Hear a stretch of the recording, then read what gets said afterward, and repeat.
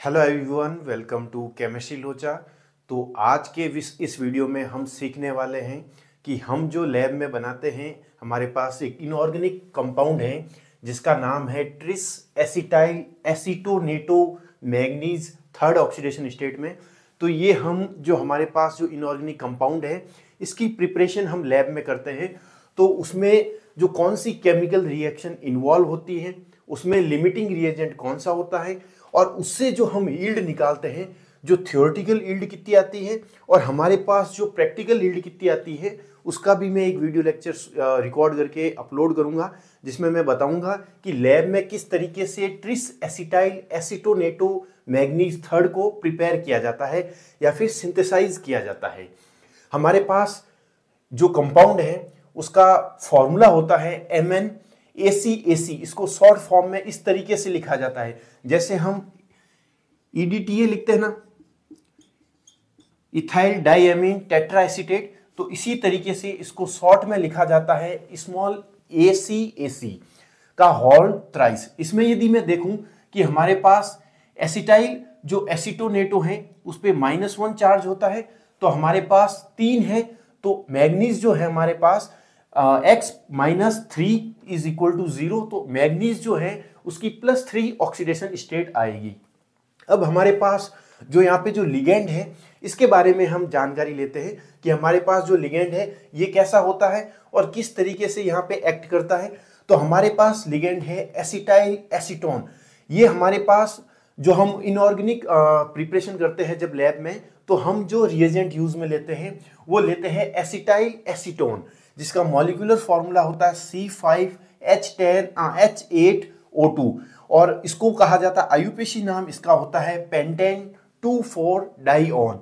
इसका यदि मैं स्ट्रक्चर बनाऊं तो हमारे पास स्ट्रक्चर कैसी बनेगी इसकी, CH3 C double bond O CH2 C double bond O CH3 meth eth prop but pent 1 2 3 4 2,4 डाइऑन।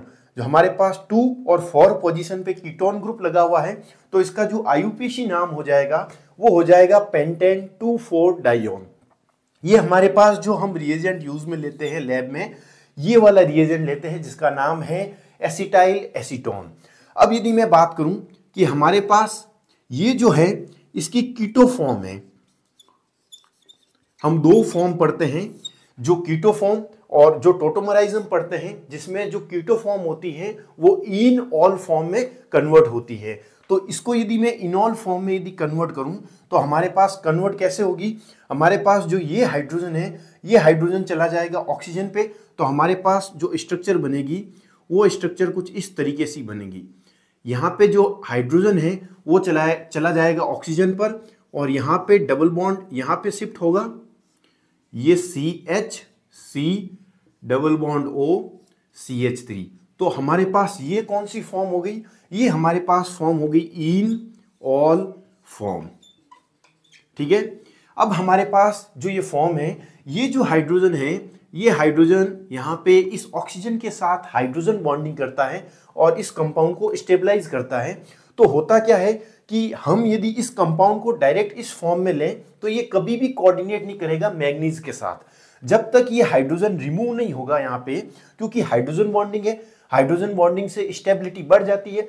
जब तक हम इस हाइड्रोजन को या फिर जब तक हम इस प्रोटॉन को, सॉरी हाइड्रोजन नहीं कहेंगे, प्रोटॉन को एब्स्ट्रैक्ट नहीं करेंगे यहाँ से, तब तक ये जो हमारे पास लिगेंड है ये हमारे पास Mn के साथ कोऑर्डिनेट नहीं होगा। तो इसको प्रोटॉन को एब्स्ट्रैक्ट करने के लिए हमारे पास हम यहाँ पे क्या यूज करते हैं, बेस यूज करते हैं। आप देखोगे कि जब हम इसकी इनऑर्गेनिक प्रिपरेशन करते हैं तो हमारे पास जो रिएजेंट चाहिए उसमें जो पहला है वो मैग्नीज क्लोराइड होता है और टेट्राहाइड्रेटेड फॉर्म में होता है। दूसरा जो हमें चाहिए वो होता है KMnO4। यह एक स्ट्रॉन्ग ऑक्सीडाइजिंग एजेंट है जो हमारे पास MnCl2 में जो मैग्नीज +2 ऑक्सीडेशन स्टेट में है उसको +3 ऑक्सीडेशन स्टेट में कन्वर्ट करता है। आप देखेंगे कि जो मैग्नीज है वो इसमें +3 ऑक्सीडेशन स्टेट में है, तो मैग्नीज की +3 ऑक्सीडेशन स्टेट जो है वो बहुत ही रेयर होती है। तो हमारे पास दूसरा रिएजेंट है KMnO4, वो एक स्ट्रॉन्ग ऑक्सीडाइजिंग एजेंट का काम करेगा। तीसरा रिएजेंट हम जो लेंगे उसका नाम है एसिटाइल एसीटोन, जो कि क्या करेगा, एक लिगेंड का काम करेगा इसमें। और चौथा जो रिएजेंट लेंगे हम, वो लेंगे एक वीक बेस। यहाँ पे जो हम सोडियम एसीटेट यूज में लेते हैं, जो कि यहाँ पे एक बेस का काम करता है। और ये बेस क्या करता है, एसिडिक प्रोटॉन को एब्स्ट्रैक्ट करता है। तो यहाँ पे क्या होगा, H+ जो है वो यहाँ से बाहर निकलेगा। तो हमारे पास जो स्ट्रक्चर बनेगी वो स्ट्रक्चर बनेगी CH3CO- डबल बॉन्ड CH3 ये हमारे पास इसकी एनायनिक फॉर्म बन गई। जो इनॉल फॉर्म है इसको शॉर्ट में कैसे लिखा जाता है, HACAC,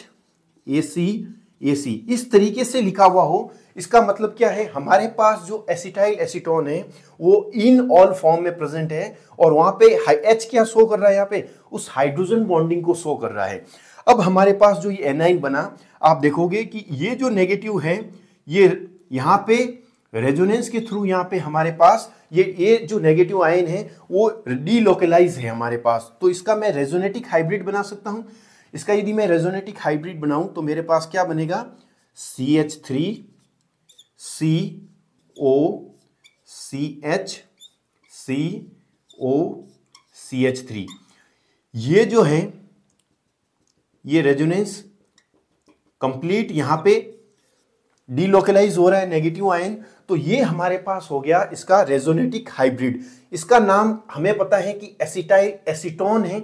जब भी हमने उसको आयंस की फॉर्म में, जब भी वो नेगेटिव आयंस की फॉर्म में प्रेजेंट होता है तो हम उसका नाम क्या लिखते हैं, एसिटाइल एसीटोनेट।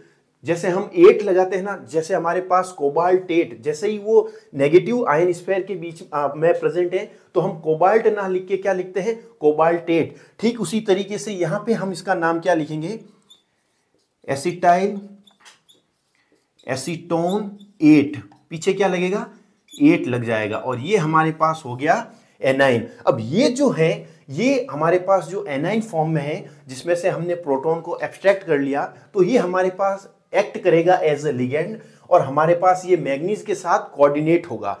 तो अब हम जो हमारे पास ये मैग्नीज के साथ किस तरीके से कोऑर्डिनेट होगा वो हम इसकी स्ट्रक्चर को डिस्कस करने वाले हैं। हम जो हमारे पास कंपाउंड है, इनऑर्गेनिक कंपाउंड, तो उसकी स्ट्रक्चर के बारे में हम देखते हैं कि हमारे पास जो कंपाउंड है उसकी स्ट्रक्चर कैसी होती है। ये हमारे पास हो गया मैग्नीज, सेंट्रल एटम है। हमारे पास जो लिगेंड है एसिटाइल एसीटोनेटो, ये बाइडेंटेड लिगेंड है।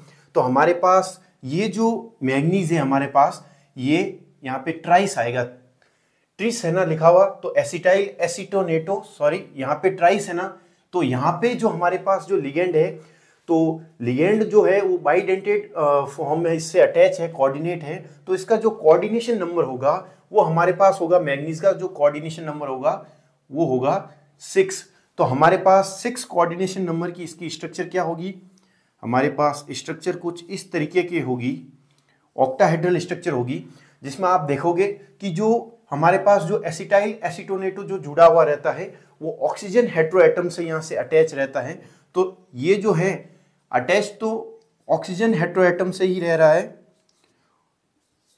हमारे पास इसकी जो कोऑर्डिनेशन नंबर है वो 6 हो गए, 1 2 3 4 5 6। और हमारे पास जो कंपाउंड है वो किस तरीके से जुड़ा हुआ है, सी यहाँ पे कार्बन इस तरीके से अटैच है। ये जो कंपाउंड है कार्बन कार्बन कार्बन और इस तरीके से, और ये जो हमारे पास कार्बन कार्बन कार्बन इस तरीके से अटैच्ड है। यहाँ पे डबल बॉन्ड, यहाँ पे डबल बॉन्ड, यहाँ पे डबल बॉन्ड, यहाँ पे डबल बॉन्ड, और ये जो है हमारे पास यहाँ पे डबल बॉन्ड, यहाँ पे ये जो हमारे पास मिथाइल ग्रुप जुड़े रहते हैं दो, CH3 इसकी स्ट्रक्चर में CH3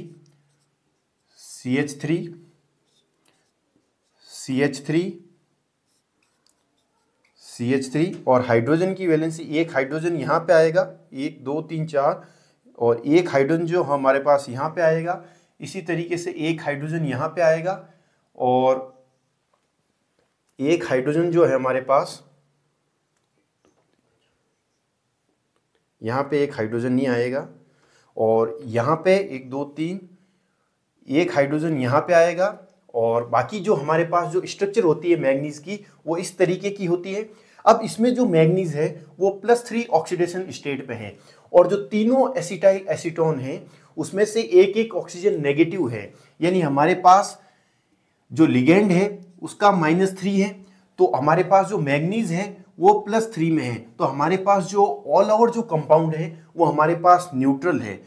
ये हमारे पास +3 में है। यदि एक एक ऑक्सीजन को यदि मैं नेगेटिव बता दूं तो हमारे पास एक एक ऑक्सीजन को यदि मैं नेगेटिव बताऊं तो हमारे पास तीनों जो एसिटाइल एसीटोन होगा उसका हमारे पास टोटल चार्ज जो होगा वो -3 और इसका +3, तो ऑल ओवर जो कंपाउंड है हमारे पास वो न्यूट्रल होगा। तो अब जो हम इसमें केमिकल रिएक्शन जो इन्वॉल्व होती है वो chemical reaction balance chemical reaction क्या है और इसकी जो थ्योरेटिकल यील्ड आती है उसको हम यहाँ पे कैलकुलेट करेंगे। तो एक बार जो हम केमिकल रिएक्शन है उसको मैं यहाँ पे लिख लेता हूँ जो पूरी तो अब हमारे पास जो इस प्रिपरेशन में जो हमारे पास केमिकल रिएक्शन इन्वॉल्व थी जिसमें हम MnCl2 टेट्राहाइड्रेटेड फॉर्म में ले रहे थे, KMnO4 एज ऑक्सीडाइजिंग एजेंट ले रहे थे और हमारे पास हमने यहाँ पे क्या लिखा HACAC। इसका मतलब क्या है कि हम जो हमारे पास एसिटाइल एसीटोन यूज ले रहे हैं वो हाइड्रोजन बॉन्डिंग हो रखी है उसमें, तो हम उसके लिए क्या यूज करते हैं एक वीक बेस लेते हैं जो कि यहाँ पे एसिडिक प्रोटॉन को हमारे पास एब्स्ट्रैक्ट कर ले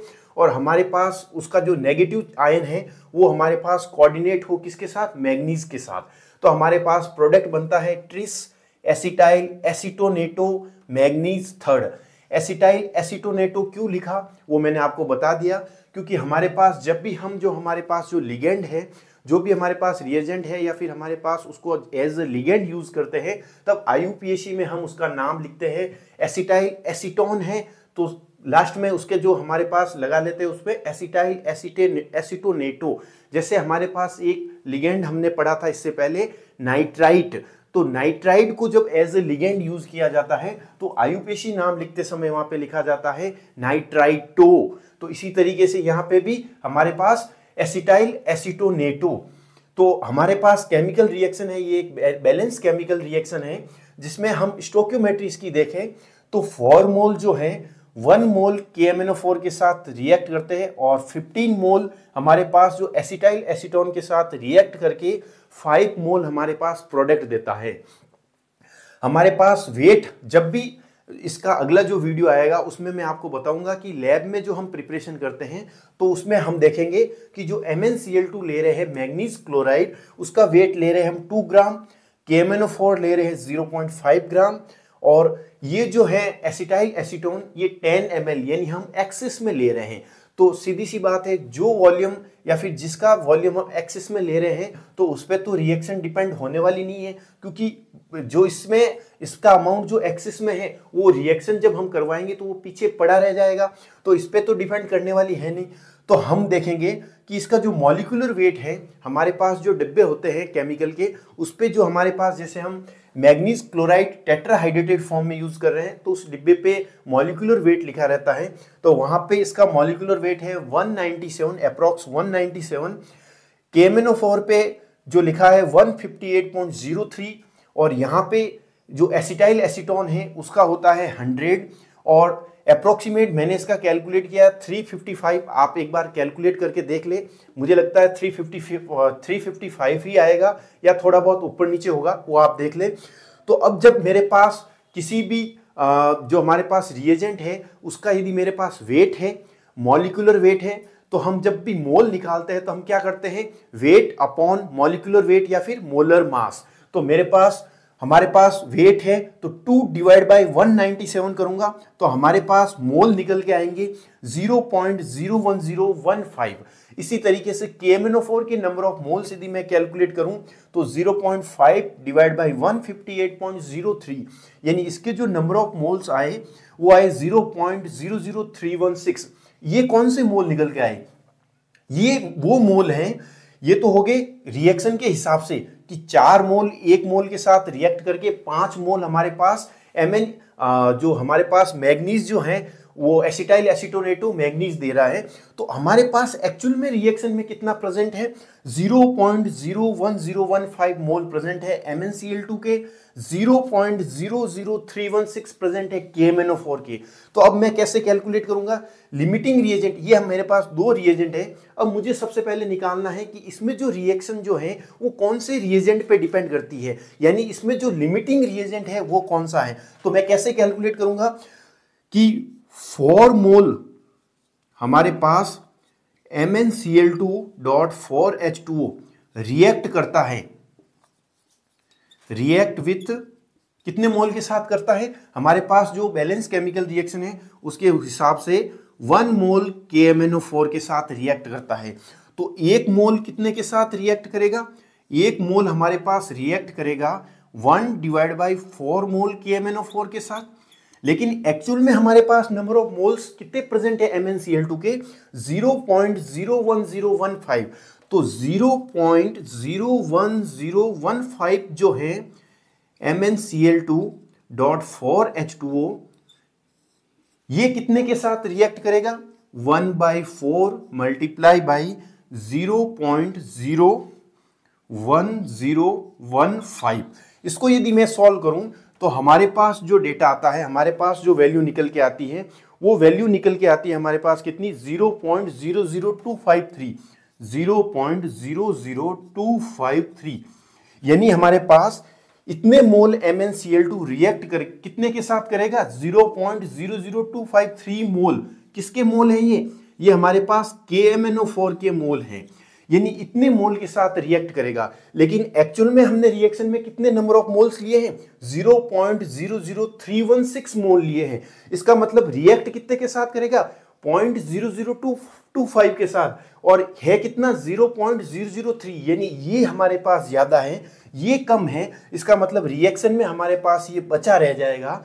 तो हमारे पास लिमिटिंग रिएजेंट कौन सा होगा, तो हमारे पास लिमिटिंग रिएजेंट होगा MnCl2.4H2O हमारे पास क्या होगा, लिमिटिंग रिएजेंट होगा। यानी जो कंप्लीट रिएक्शन में हमारे पास जो प्रोडक्ट बनेगा वो प्रोडक्ट किस पे डिपेंड करेगा, हमारे पास हमने कितना MnCl2 लिया है उस पे डिपेंड करेगा। या फिर उसकी जो यील्ड निकालेंगे हम वो किससे निकालेंगे, वो हम निकालेंगे कि हमारे पास जो है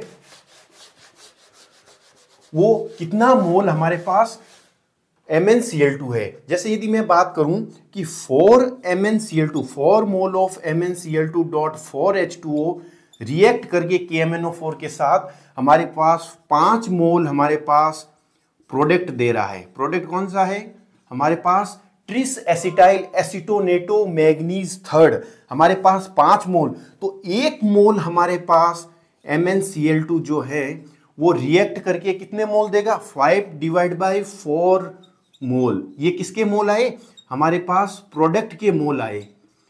तो हमारे पास नंबर ऑफ मोल्स कितने प्रेजेंट है, एक्चुअल में नंबर ऑफ मोल्स हमारे पास रिएक्शन में प्रेजेंट है 0.01015 मोल। कितने हैं मोल, किसके है ये, MnCl2.4H2O के।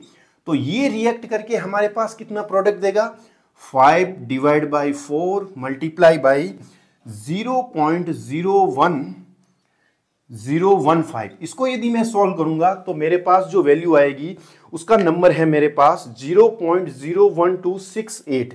क्या है, 0.01268। ये नंबर ऑफ मोल्स किसके आगे हमारे पास इतने मोल MnCl2 रिएक्ट करके इतना मोल हमारे पास प्रोडक्ट देगा। ये हमारे पास प्रोडक्ट निकल के आ गया। अब हमारे पास नंबर ऑफ मोल्स है, मॉलिक्यूलर वेट है प्रोडक्ट का, तो मैं वेट कैलकुलेट कर सकता हूं। मेरे पास यदि मुझे पूछा जाए कि इस केमिकल रिएक्शन के हिसाब से हमने जो वेट लिया है उसके हिसाब से हमारे पास जो वेट है वो प्रोडक्ट का कितना निकल के आना चाहिए, तो मैं कैसे कैलकुलेट करूंगा। मेरे पास जो नंबर ऑफ मोल थे उसको मैं मल्टीप्लाई कर दूंगा इसके मॉलिक्यूलर वेट से। नंबर ऑफ मोल्स मेरे पास कितने थे, वैल्यू है मेरे पास 0.01268। इसको मैं मल्टीप्लाई करूंगा 355 से, तो मेरे पास वैल्यू जो निकल के आएगी वो वैल्यू होगी मेरे पास 4.5 ग्राम, 50 ग्राम। ये हमारे पास थ्योरेटिकल इसकी यील्ड निकल के आई।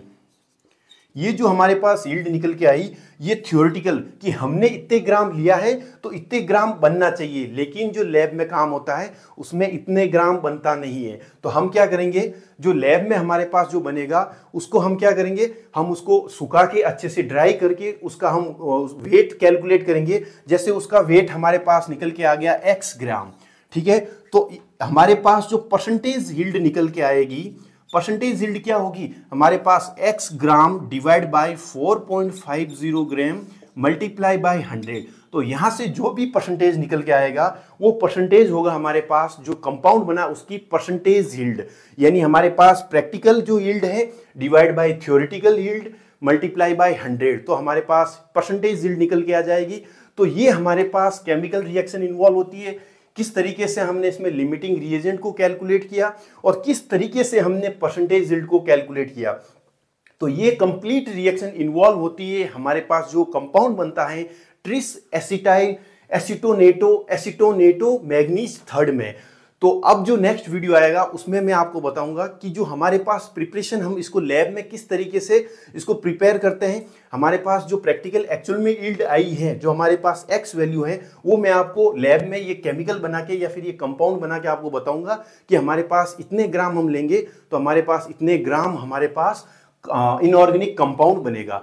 Thank you so much, bye bye. कैसा लगा आपको वीडियो आप कमेंट बॉक्स में जरूर लिख के बताएं। Thank you.